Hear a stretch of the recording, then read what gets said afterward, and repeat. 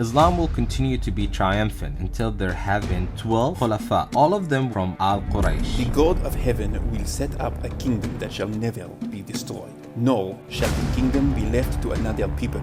It shall break in pieces all these kingdoms and bring them to an end, and it shall stand forever. This is my brother, my executor, and my successor among you, so listen to him and obey.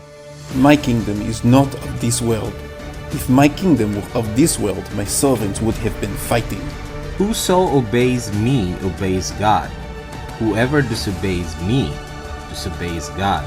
Whoever disobeys my commander disobeys me. The Lord said to me, You are my son. Today I have begotten you. Ask of me, and I will make the nations your heritage, and the ends of the earth your possession. Two systems of government, two visions for life on earth. Whichever is true changes everything. This is Christ and Khulafa. Hello, and welcome to Christ and Caliphate. Today, sadly, we're going to talk about the murder of Tiba al-Ali. I think I said that right. So let's get into it. This is horrific. I hate this. Why does this keep happening? I hate this. Yeah. I mean, it's interesting. I was looking at, it's called Article 409. It's part of the Iraqi legal code, and it permits honor killings in certain instances, which honestly, this wasn't one, right? Because you had to be caught in the act, we can kind of go over what happened, but it just kind of smacks of this is different than an anti-blasphemy law. This is like a pro-religious enforcement law. Okay, let's wind back a little bit here. Yeah. So, what's the lowdown on what actually happened here? Who is Tiba al-Ali? What happened? Why are we talking about this?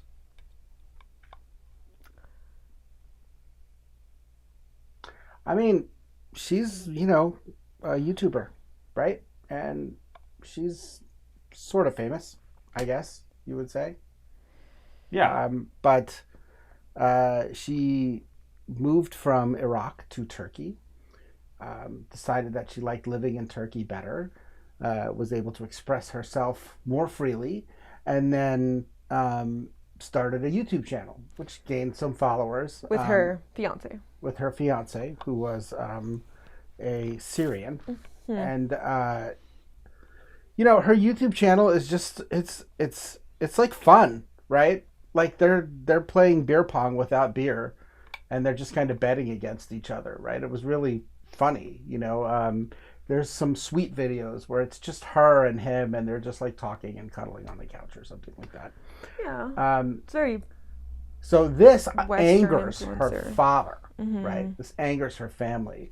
Her profile, it appears, has made her an offense to the family. She decides she's going to go back to Iraq and have a vacation with the family.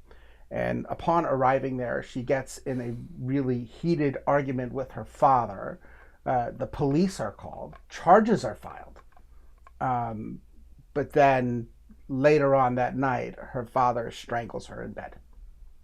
And, this sparks protests all across Iraq, because after his sentencing, he was only sentenced to 6 months. Yeah, in jail. 6 months in jail. Super light, like slap on the wrist. And the reason why was his defense was the honor killing law, right? Which shows us that in the honor killing law, it talks about your spouse or a dependent of your family has to be caught in bed with someone, right? That's the gist of Article 409. And that was used as a justification for his sentencing, right? And when you look at what the media is reporting, the stance of the Iraqi government and the justice ministers and the police everything was done according to the law, right? The charging him, not incarcerating him when charges were filed, and his sentence is completely justified under Article 409. That's a really good summary. Thank you. What's the definition of an honor killing, and do we know how frequent they are? I mean, you kind of already, you hinted at some aspects of what would lead to an honor killing. Well, I'm gonna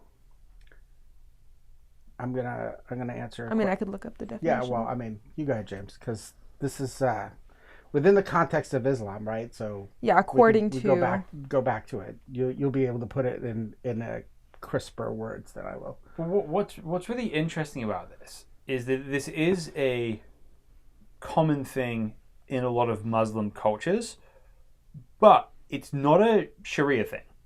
Right. It's not actually in the Islamic law that a parent has the right to kill their child because they've dishonored the family. Right. That's not what's happening here. So, Islamically, according to the Sharia, she is living with her fiance, and that would be a Sharia crime. That would be guilty of 40 lashes, but it wouldn't be death. Yeah. Adultery is death under Sharia. Right. But sleeping with somebody you're not married to is not punishable by that. So Islam does not promote killing someone for this reason.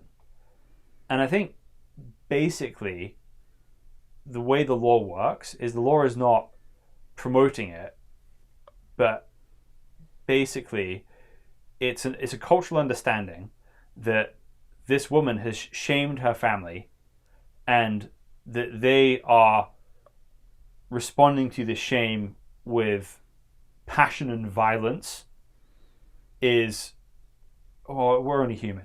You're only human. What would I do in that situation? What would you do in that situation? It's understandable how he reacted. Mm-hmm. Is the basic is the basic. It's insane. But yeah. Okay. Is the basics of it, right? It's like, well, yeah, but imagine if your daughter was sleeping with somebody and you knew about it, and we have to be lenient on this poor man. Is the basic legal thought behind it. How about be lenient on the daughter? Yeah. Well, because most honor killings are to women. Yes, correct. Yeah, I mean, you had asked earlier how many. If the UN statistics are right, and I'm sure it's underreported, as many as 5,000 a year. It's too many, right? I mean, but it's not like in the hundreds. It's not in the tens of thousands. It's not in the hundreds of thousands. It's a lot, yeah. It's. I think it's like if you're gonna wade into like just moral law, right? Like killing your child, your living child, who you raised, who is doing something that living a life that disappoints you, is quite a drastic step. Yeah. Yeah. So I think in the tribal society that Islam was birthed in, justice was a tribal and family matter. Right. So if you murdered somebody from another tribe, then somebody from that tribe would kill you, or your tribe would be required to kill you so that other tribe didn't avenge that person. Right. Whereas if you kill someone from your own tribe, there's not any inherent justice there, especially if you're the chief. Right. And it's almost like that kind of culture is like being carried into the Islamic world, even though Islam itself does not scripturally. Yeah, not scripturally. Yeah, it's not prescribed. It's not prescribed. Yeah. And I think reading the Quran that this man would be considered a murderer. A murderer. Right. Mm-hmm. So it's not the direct teaching of Islam that are doing this. Right? That's not what's happening. It's something else at play in the culture here. Something else. Okay. Well, I think, this is the hard part about human nature as well. I mean, if you give license for murder in one instance, you're laying grounds for license for murder in another instance, right? no matter what the laws say, if you can kill your wife because she committed adultery, you can also draw a line to, well, my daughter is committing adultery, right? Well, there's a difference between death for adultery and then you having the right to kill your wife for adultery. I completely agree, right? I completely agree. But this is where the tradition, let's just say, according to what you were talking about, has led us, I think that's a good place to maybe each person can define what Christianity teaches about honor killing and what Islam. You were talking a little bit about it, what Islam officially teaches about honor killing. Yeah. I think this would be a great moment to talk about that. So, there's nothing about that in the New Testament. But in the Tanakh, in the Old Testament, there are definite prescribed punishments for certain behaviors, particularly for blasphemy. But there is no incident ever recorded in Judaism of people actually going through with it. So, like, if your son's a lout and immoral and blasphemous, you're supposed to take him to the city gates and stone him. But it never happened. No one ever did it. Okay. Right. And when you hear that law, don't think rebellious child. Think like Right. frat boy. Right. You think like frat. Seriously, a lot of frat boys in We trouble do out not there. condone stoning frat boys. I'm just going to say that But in case anybody wanted. these rules that Stop. require stonings, for even things like adultery. Because stoning, let's just maybe say that was the the death sentence. It is a death sentence. Right. But Right. it's not I mean, now, we but have that was like the death sentence. we have a dichotomy, right, where in the New Testament there's this woman who is accused of adultery, right? And there's no investigation. It's an obvious setup, and Jesus says, let to the people who are accusing her, there's supposed to be two witnesses. There's not two witnesses. None of it is following the Torah. It's all just a trap for him. The woman is there, the man is not. The woman is there, the man is there. She's not there to face her accuser. None of it is legit. And he just says, well, if you're without sin, then you cast the stone, right? So let he who is without sin cast the first stone. But if you were to, like I said, rewind the history, it never happened in Judaism. There's no recorded anything anywhere in the Talmud, in any of that stuff, that people were actually stoned for doing these things. You could look at it and say, if you were like more Orthodox, you would go like, wow, that's the problem, right? That's why God's wrath was poured out on us. We didn't follow through on these things.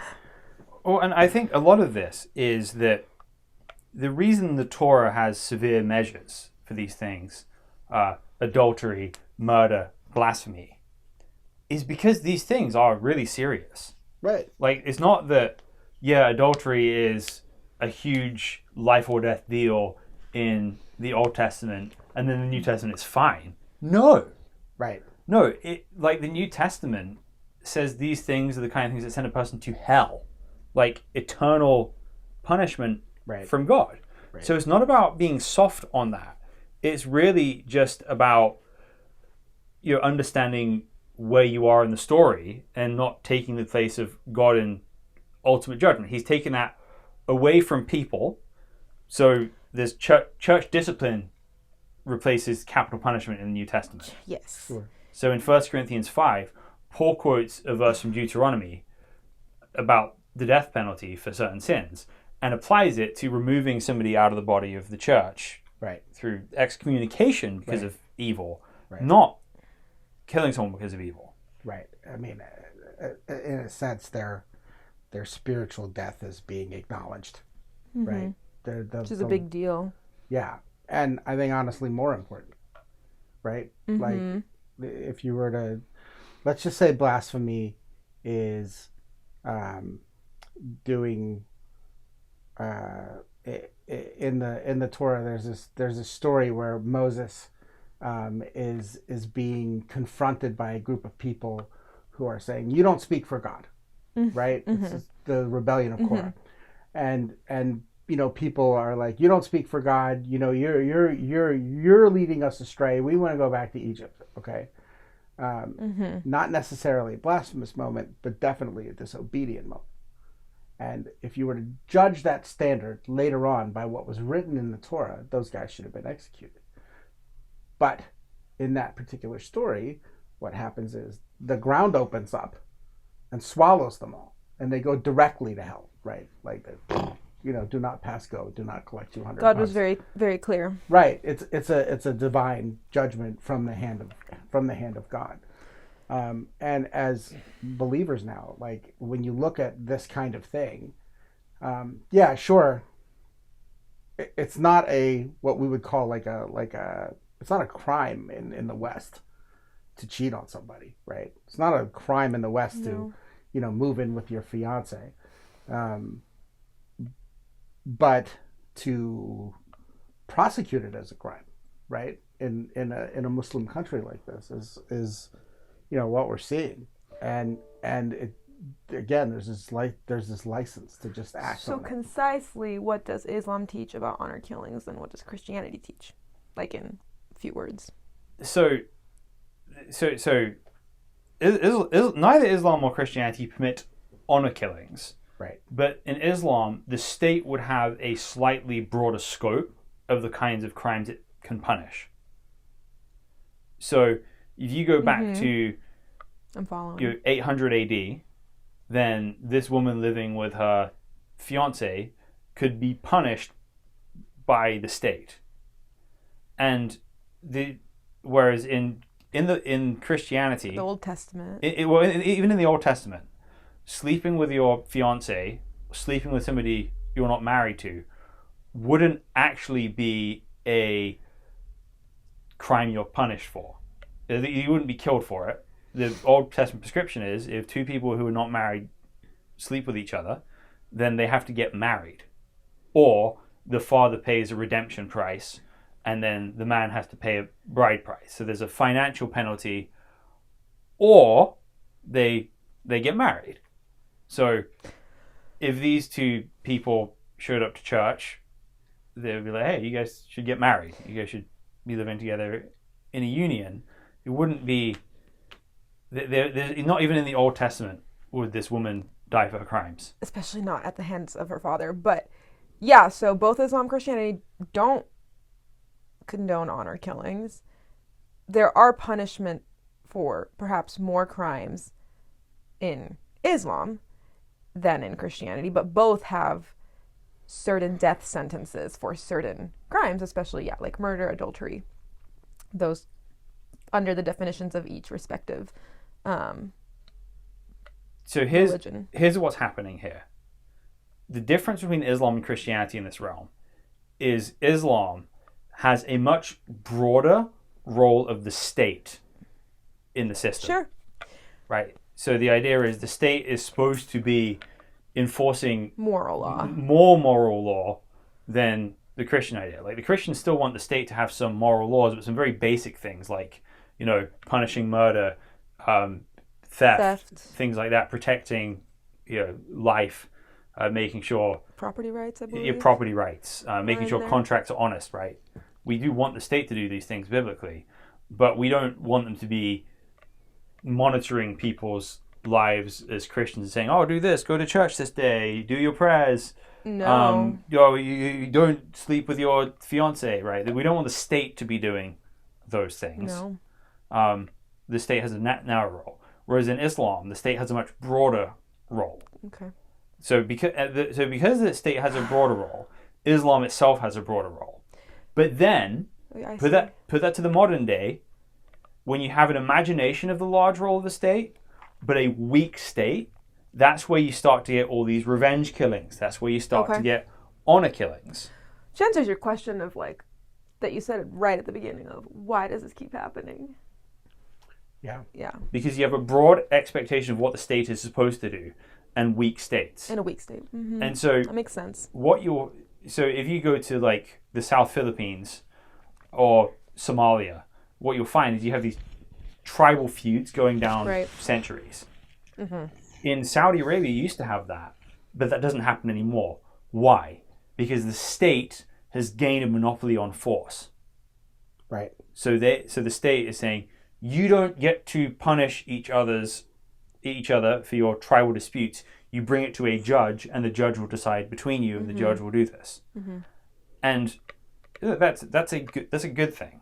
But even from a Christian perspective, having the state having the monopoly on force and death is Military. that's All of that. a good thing. Right. But because of Islam's broad understanding of what the state's supposed to be, when it's not there, that's when you have things like this happening. So Iraq right now is a weak state, and a strong state would avenge her death with his death. A strong state would avenge her death with the death of the father? Yes. Yeah, but does that happen in any state in the Muslim world? I don't know. I Certainly doesn't happen in the West. No, it does not happen in the West either. But I think justly biblically, Biblically speaking, a murder murder is can justly be avenged with murder. Doesn't mean there's no scope brought for to justice. Yeah. A murder is brought to justice. Yeah. I mean, I wouldn't Yes. necessarily call it murder, right? When the state does it. Yeah, it's not murder when It's the not state does murder. We're it. talking The about state does the it. dad. The dad In did this it situation. is A murder. punishment that fits the crime, right? A just punishment that fits the crime. And I mean, in the United States, we have capital punishment, right, for the most heinous crimes. But they're carried out by the state. You get a trial. You get to defend yourself. If you're the defendant, the plaintiff has to state their case. So, this taking of like the law as you see it into your own hands in an Islamic sense is, I mean, I think that it's encouraged. So I want to say that in a place that's like lawless like that, right? So Iraq has had probably one of the worst, 50 years, right, of all time. Yeah.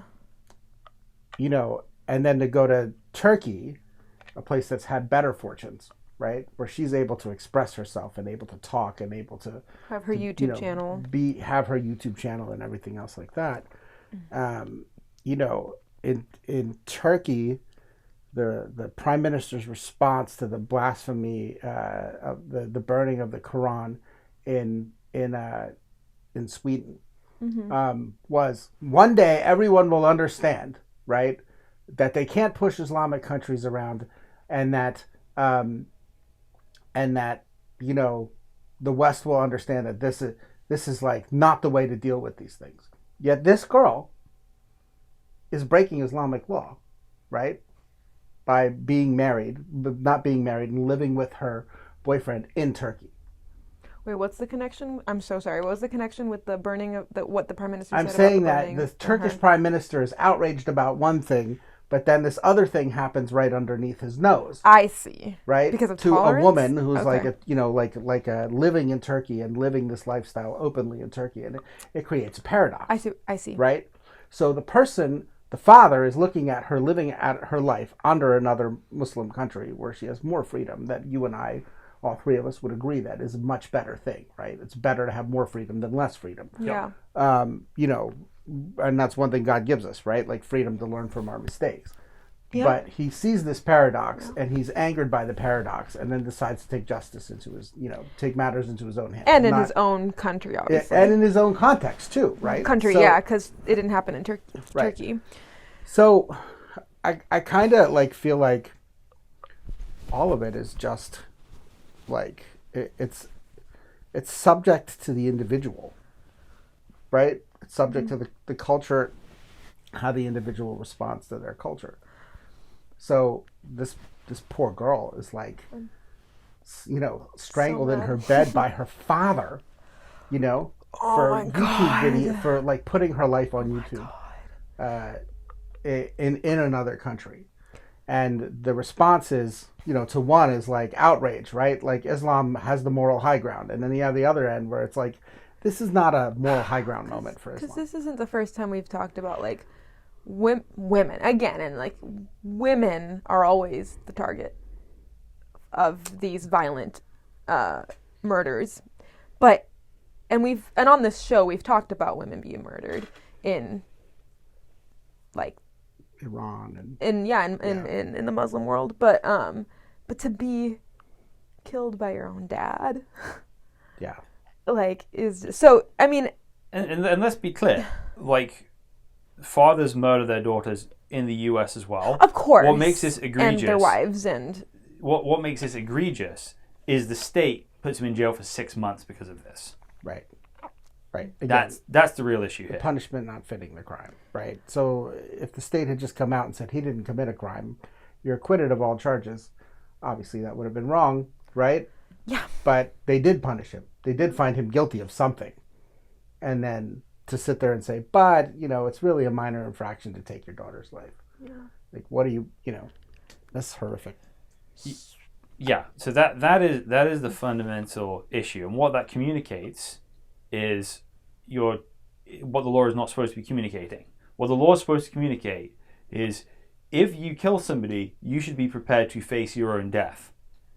Whereas for future men who feel ashamed by the way their daughters are acting, then it gives you the tool of, okay, 6 months in jail, you might lose your job. Ugh, so bad. Yeah. And then he'll be, a year from now, he'll be free. So bad. Oh, yeah. So, we could talk about, as Christians, we could talk about all this stuff, death penalties, honor, shame, all of that, in the lens of the Old Testament and in the lens of the New Testament. But sitting here today, you guys both have daughters. Do you guys want to talk about, like, how a Christian father would confront this kind of behavior in his adult daughter today? And yeah, we can always talk about all the lenses of the Old and New Testament, but today. I have four daughters. I can't say that if they were living, lives outside of like Bible, right, that I'll be happy. But I'm certainly not going to kill them. That right. is no, but duh. I mean as a given. But yeah, my hope is that, I will like kind of. I don't want this to sound wrong, but I'll just turn it over to the Lord. I still want to have a relationship with them, but I can't bring them to repentance, right? Like I can tell them what it says. I can love them. I can lovingly explain it, or I can argue with them because we're Turkish and we argue about everything in my house. Turks and Vikings, right? Like butting heads on every issue. So, I think as a dad, I'd be disappointed, but it's more of like I'm hoping that by me maintaining the relationship, by me going as far with them as I possibly can, right? That, God would work through me to, help bring it to a place where they're not in sin anymore. Actually, I have friends who are like not married, right? But they have children together. And they're like, well, we don't believe in marriage. And I'm like, bro, I'm a minister. I can do that right now for you. Right. We don't have to go anywhere, I married you secretly earlier. Right. Yeah, you guys were paying attention. Remember that non-disclosure, that parental signature form for your kids to go on that field trip? There's a marriage certificate. Right. When I sneezed and I said, "You're married now." Look on him. He's like, when you thought you were alone kissing each other, I was outside the window. Husband and wife. Oh gosh. I mean, there's a thing where it's like in the Old Testament, Job is like super involved in his children's lives. He's like super. Job like does burning sacrifices Yeah, for he's like them he's like in their so place. afraid of their sin lives, right? Like he's afraid that they're going to sin That in they're their gonna hearts go and to their hell. minds. And you know, the the thing that you can kind of see where God was like trying to deal with him on was, you know, I'm God. No, yeah. Mm-hmm. I am the creator of the universe. I'm God, and I'm in control, Mm-hmm. not you. Yeah. And I do what I want, right? Although I liked his I approach. do what I of, want because I'm good and I know Yeah.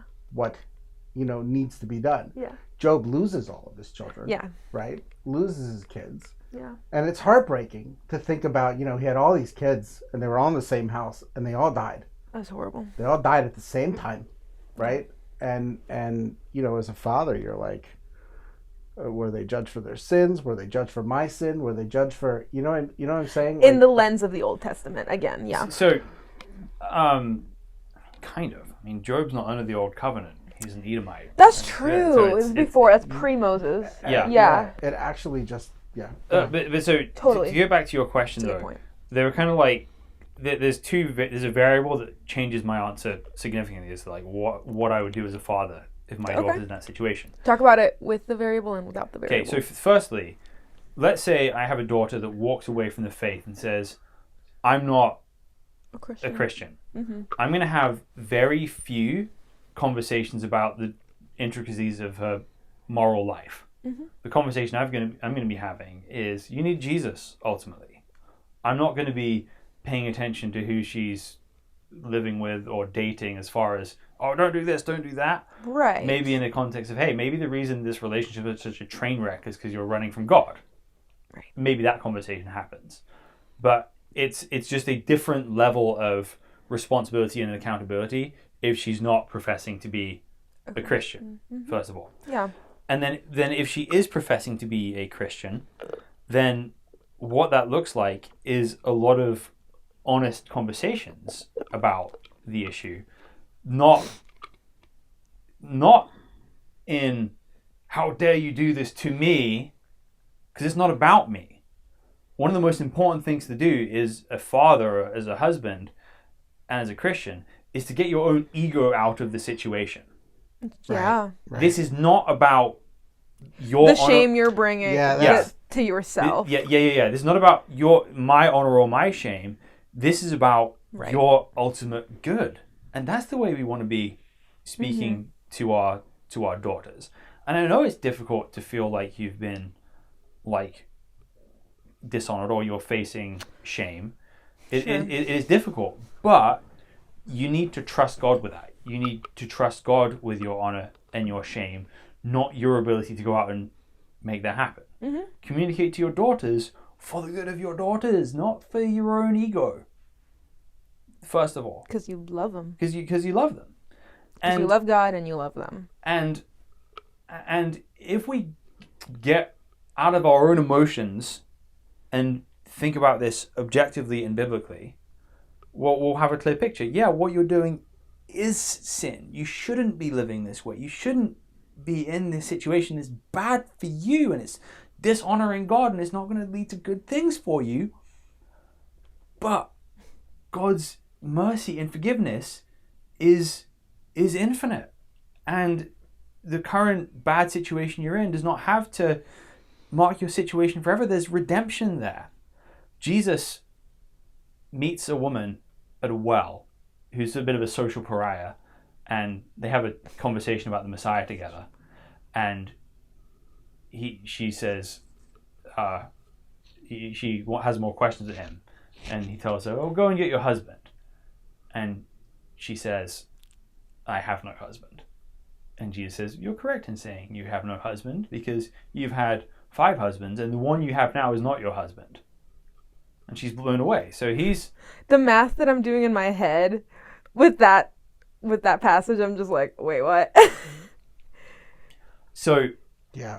You have no husband. And the one you have now is not your husband. Yeah. So she's living with a guy. But you have 5 husbands. But Jesus stands face to face with her and talks with her graciously, which leads to the transformation of her life. So, if you're a woman in a situation you shouldn't be in, it doesn't have to be the end. God will deal with you now and invites you to have life and hope and truth and purity. You're not defined by your past. You're not defined by these relationships which hold on to you. You can have a glorious future in God.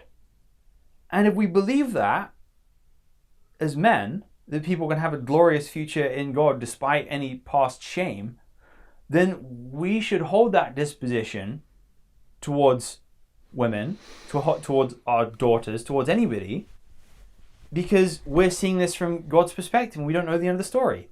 So we should always have a disposition of hope. And obviously, killing somebody because of something they've done wrong is basically rejecting God's future for hope. I have two things I want to say. Very well said.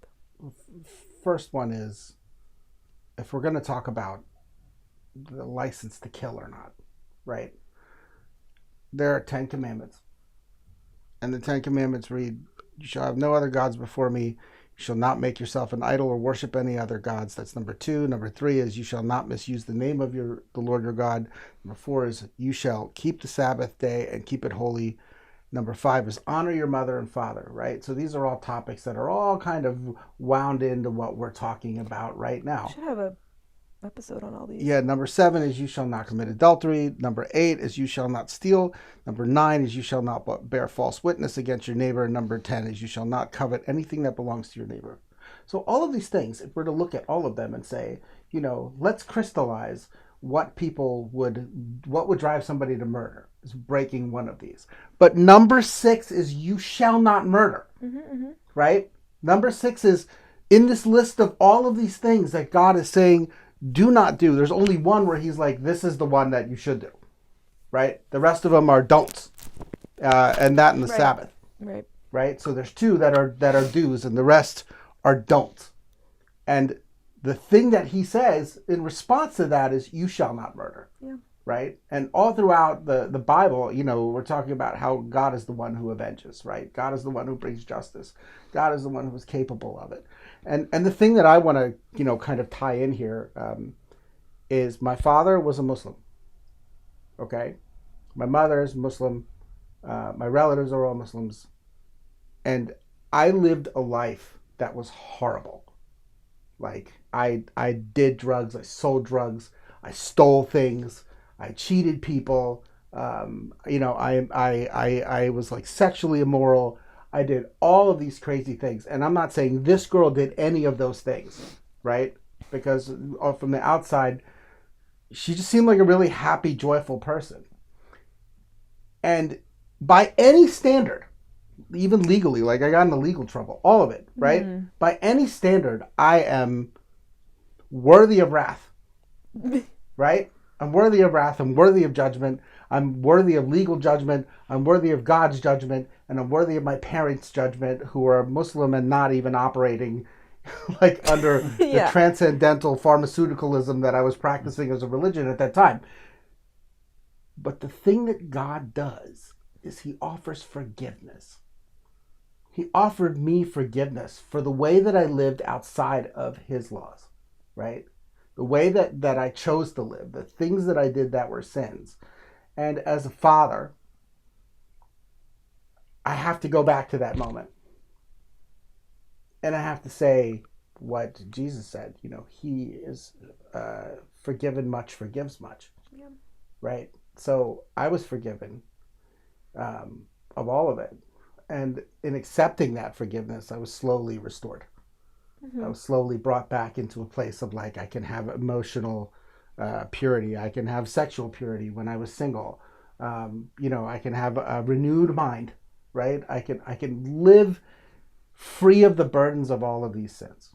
So I think as, a Christian, that's the root of it, right? Her father wasn't willing to forgive her. Her father wasn't willing to look at her life and bring it, take it out of his own ego, like you were talking about, and look at her and see her through a lens of love, right? How God wants to see all of us. God sees all of us that way. Sorry. he sees all of us through this lens of he is, he is wrath, he is judgment, he is all of these things. But at his core, God is love, right? And anything that he does in response to that, whether it be wrath, whether it be judgment, is because he is a loving God and Right. must judge sin. Right. Not because he's an egomaniac, right? Right. Not because you've offended him, not because of, this kid is walking outside of my laws, and what I must do is raise up the father to judge the daughter, right? If that's the case, we're all gone. So here's the sequence of events. In Genesis 9, God commands that anybody who sheds the blood of man, by man shall his blood be shed, because God made man in his image. Right. Tiba al-Ali was made in the image of God. Word.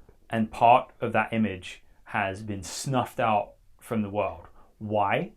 Because her father broke at least 2 commands. Right. The first command is you shall not murder, because this is not a legitimate use of killing. Right. And when he murdered her, what he did is he decided he was going to climb up on God's throne and make himself the giver of death instead in God's place when she did not deserve to die for what she's done. Mm-hmm. So this man, by murdering his daughter, has tried to usurp God's throne, Mm-hmm. and he has tried to destroy God's image. That, my friends, is why hell exists. Mm-hmm. Yep. I mean, It's a good note to sit on. the truth is, God wants to reach out and forgive him too. The Father, even though he's done all of these things, that, this God who offers forgiveness to all through a relationship with his Son, through turning from your sin and turning to God, would look at even his heinous thing, right? Like, we're looking at it Unforgivable. way worse than 6 months and a slap on the wrist in jail. Yeah. Right? 6 months and a parking ticket fine or whatever the heck he paid. God wants to redeem and restore him too. It's important to have that in the conversation as well, right? Like, we cry for her. We cry for her death. We are sad for her death. But can God bring something good out of this? Absolutely. Yeah, God can even forgive this guy. Yep. Like there can even be hope for him. Yep. But in order to reach that hope, Yep. he needs to repent from the evil he's done Right. against humans and against God himself Right. Via Jesus. via Jesus. Right. Right? And understand that and accept Jesus suffering in his place. There's no good deeds he can do Nope. that can atone for this. No. He Right. murdered his daughter. Right. There's no amount of good deeds that can outweigh evil like that. Right. But Jesus paid a price with his life for life, blood for blood, so that even if this man repents, he can walk free. So if Tiba Ali's father is 6 months from now, a year from now, is scrolling through YouTube videos in regret for what he's done, there's even hope for you. It's true. God loves you, and he wants to forgive you, and he wants to cleanse you of the guilt that we know you will feel from this. Doesn't mean the Iraqi government should, Right. but God can, and he will if Right. you repent. Right. Well, that's a good place to land the plane. Yep. Thanks for watching. We'll see you next time.